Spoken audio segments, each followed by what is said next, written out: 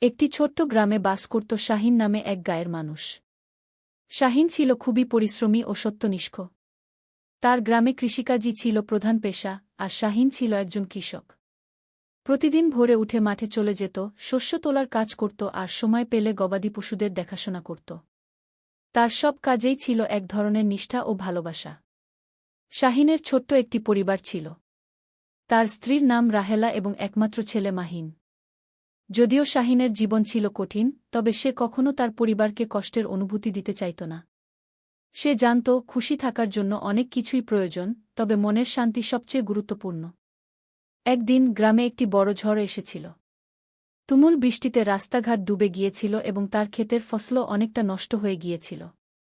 শাহিন হতাশ হয়ে পড়েছিল, তবে সে হাল ছাড়েনি। পরের দিন সকালে সে আর তার স্ত্রী মিলে ক্ষতিগ্রস্ত ক্ষেত পুনরুদ্ধার করতে কাজ শুরু করল। আশেপাশের অনেকেই তাকে দেখেছিল এবং চিন্তা করছিল, এত কষ্টের পরও কেন সে কাজ করতে গেল। রাহেলা তাকে বলল, তুমি এত পরিশ্রম করে কি পাচ্ছ? তখন শাহিন উত্তর দিল, আমি যা কাজ করছি তা শুধুমাত্র আমাদের বেঁচে থাকার জন্য। আমাদের জন্য এসব কাজ করা প্রয়োজন, কারণ যখন আমরা পরিশ্রম করি তখন আমাদের জন্য ভালো কিছু